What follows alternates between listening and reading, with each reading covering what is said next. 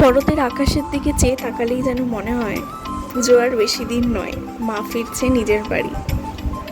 Hi everyone, আমি দেবযানী। আজ আমার এই ব্লগটা শুরুই করলাম এই সুন্দর আকাশের ক্লিপটা দেখিয়ে। আজ আমি বাবা মায়ের সাথে চলে গেছিলাম বিষ্ণুপুর। আসলে আমার দিদির ব্যবসা আছে, বুটিক। সেই বুটিকেরই কাজ নিয়ে আমরা আজকে রওনা দিয়েছিলাম বিষ্ণুপুরের জন্য। আর বিষ্ণুপুর ঢোকার পথে একটা খুব সুন্দর গেট করা আছে, একটা নয় দুটো গেট আছে, একটা এন্ট্রি গেট, বাট তার আগে একটা ছোট্ট মতো, যেটা আমি তোমাদেরকে জাস্ট এই শেয়ার করছি। আমাদের একটু লোকেশন নিয়ে প্রবলেম হয়েছিল, তাই গুগল বাবাজিকে সাথে নিয়ে আমরা বাকি রাস্তাটুকু পৌঁছে যাই আমাদের লোকেশনটা একটু দূরে ছিল প্রথমে, তারপরে দেখি যে না, আমরা ভুল লোকেশনে চলে যাচ্ছিলাম। তারপরে আবার মাঝপথে ফিরে ঠিক লোকেশনটা গুগলে দিয়ে আমরা আমাদের ডেস্টিনেশনে পৌঁছে গেছিলাম। আমাদের আসলে বেরোতে অনেকটাই লেট হয়ে গেছিলো, তাই একদমই দুপুরবেলায় ঠিক একটার সময় আমরা আমাদের কাজের জায়গায় পৌঁছেছিলাম।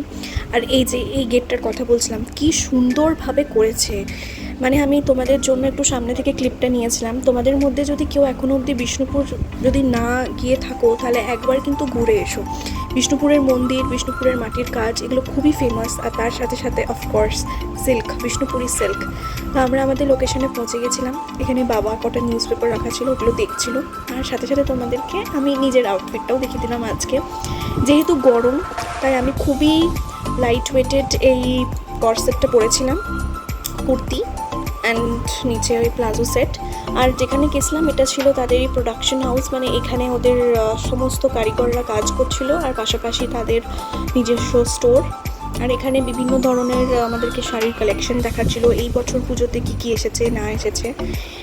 সমস্ত কাজ শেষ করে আমিও নিজের জন্য কটা শপিং করে এখান থেকে আমরা এবারে বেরিয়ে পড়েছিলাম। তো আমরা সকাল থেকে না ভেজি খেয়েছিলাম, তো আমরা ভাবলাম এখানে মা ছিন্নমস্তার মন্দির চলে গেছিলাম। তখন বাজছিল 3:30, মন্দির খুলেও গেছিলো। আর আমি বাবা মা তিনজনেই পুজো দিলাম। মা ওখানে পুজো দেওয়ার জন্য দক্ষিণা বার করছিল, মন্দিরটাও শেয়ার করে দিলাম তোমাদের সাথে। পুজো দেওয়ার পর আমরা চলে গেছিলাম আমি বাঙালি রেস্টুরেন্টে খেতে। আর সেখানে পুরোপুরি বিষ্ণুপুরের যেগুলো জিনিসগুলো ফেমাস সেগুলোকে নিয়ে ডেকোরেশন করা ছিল, ডেকোরটা খুবই ভালো ছিল। আর এখানে আমি নিয়ে নিয়েছিলাম চিকেন থালি, আমার মা নিয়েছিল কাতলা মাছের থালি, আর বাবা মাটনের থালি। বাস বাড়ি ফিরছিলাম এই কাশফুলের সুন্দর সুন্দর কাশফুল দেখতে দেখতে তোমাদের সাথে এই ব্লগ